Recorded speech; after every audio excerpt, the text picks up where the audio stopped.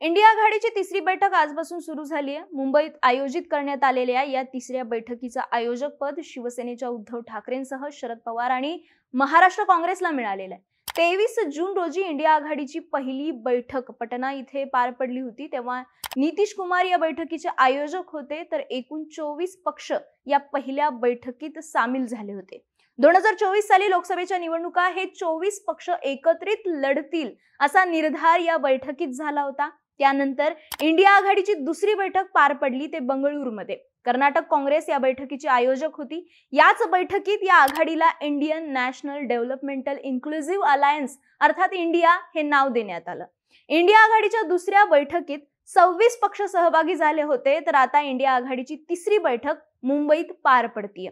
या बैठकीत एकूण 28 पक्ष सहभागी झालेत। इंडिया आघाडीची ही बैठक मुंबईत कशी पार पडतीये, या बैठकीत कोणकोणते निर्णय होणं अपेक्षित आहेत आणि ही बैठक कोणत्या 3 कारणांसाठी महत्त्वाची ठरणार आहे पाहूयात या व्हिडिओच्या माध्यमातून। नमस्कार, मी मोहिनी जाधव आणि आपण पाहताय बोलभिडू। इंडिया आघाडीची मुंबईची बैठक महत्त्वाची असण्यामागचं पहिलं कारण म्हणजे या बैठकीत समन्वयक आणि संयुक्त समितीची स्थापना होणं अपेक्षित आहे।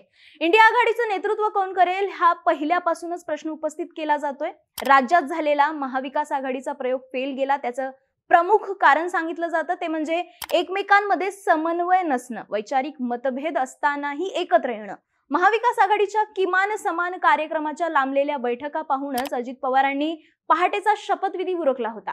थोडक्यात काहीही करून लवकरात लवकर इंडिया आघाडीचं नेतृत्व कोण करेल, समन्वयक कोण असेल हे इंडिया आघाडीला ठरवावं लागणार आहे। मुंबईच्या बैठकीतून अशा एका समन्वयकाचं नाव समोर येईल हे देखील अपेक्षित धरण्यात आलेलं आहे। सुरुवातीला नितीश कुमारांकडे समन्वयक पद जाईल अशा चर्चा होत्या, पण नितीश कुमारांनी नकार दिल्याच्या बातम्याही आल्या। आपचे केजरीवाल इंडियाच्या पंतप्रधान पदाचा चेहरा असतील अशी विधानं देखील आपच्या नेत्यांनी केली आहेत। हीच गोष्ट ममता बॅनर्जी यांच्या पक्षाबाबत घडली। उद्धव ठाकरे ते शरद पवार आणि ममता बॅनर्जी ते अरविंद केजरीवाल असे अनेक पर्याय सध्या तरी इंडिया आघाडीकडे असल्याचं दिसून येते। त्यातही काँग्रेस हाच इंडिया आघाडीतला प्रमुख पक्ष असणार आहे। त्यामुळे काँग्रेसकडे समन्वयक अथवा अध्यक्षपद जाईल अशा चर्चा सुरू आहेत। राहुल गांधी विरुद्ध नरेंद्र मोदी असा सामना न करता इंडिया विरुद्ध नरेंद्र मोदी असा सामना ठेवण्यावर काँग्रेसचा भर आहे। अशा वेळी मल्लिकार्जुन खरगेंकडे समन्वयक पद देखील जाऊ शकतं। एकतर खरगेंमुळे इंडिया आघाडीकडे दलित फेस येईल, त्यातही खरगे युपीतून निवडणूक लढवतील अशा चर्चा आहेतच। काँग्रेसकडे समन्वयक पदाची जबाबदारी आली तर या गोष्टीला ममता बॅनर्जी आणि अरविंद केजरीवाल यांचा विरोध असू शकतो। पण मुंबईच्या तिसऱ्या बैठकीनंतर समन्वयक अथवा अध्यक्ष म्हणून एका व्यक्तीचं नाव येणं अपेक्षित आहेच आणि याचा निर्णय या बैठकीत होणार आहे। इंडिया आघाडीची मुंबईतली बैठक महत्त्वाची असण्यामागचं दुसरं कारण आहे ते कारण म्हणजे या बैठकीतून जागा वाटपाचं सूत्र समोर येईल। इंडिया आघाडीत दम नाही अशी कितीही अवहेलना केली जात असली तरी इंडिया आघाडी भाजपला मोठा फटका देऊ शकते। 2019 लोकसभेतील आकडेवारी घेतली तर आज इंडिया आघाडीचे एकूण 142 लोकसभेचे खासदार आहेत। राज्यसभेत 245 पैकी 98 खासदार इंडिया आघाडीचे आहेत, तर देशभरातल्या एकूण 4036 आमदारांपैकी तब्बल 1706 आमदार इंडिया आघाडीच्या व्यासपीठावरती आहेत। अर्थात हा आकडा छोटा नाही पण पुरेसा मोठा देखील नाही। अशा वेळी जागा वाटपाचं सूत्र हे इंडिया आघाडीचं प्रमुख अडचणीचं सूत्र राहणार आहे। आजच्या स्टँडिंग खासदारांच्या 142 जागा वजा केल्या तरी इंडिया आघाडीत 401 जागा कोण लढवणार हा प्रश्न निर्माण होतो आणि त्यातही इंडिया आघाडी काँग्रेस सोडून इतर पक्षांचं अस्तित्व हे प्रादेशिक पक्ष असंच आहे। पश्चिम बंगालमधली लढाई ही पूर्वापारपासून तृणमूल, डावे आणि काँग्रेस अशी तिरंगी राहिलेली आहे। केरळमध्ये एलडीएफ आणि यूडीएफ अशी लढाई ठरलेली असते। दिल्लीत आप विरुद्ध काँग्रेस अशी ग्राउंडवरची सिस्टीम तयार झालेली आहे। महाराष्ट्र सेना आणि एनसीपी आणि काँग्रेस एकमेकांच्या विरोधातच लढत होती। अशा वेळी आपापले उमेदवार जपण्याचं स्किल प्रत्येक पक्षाला करावं लागणार आहे।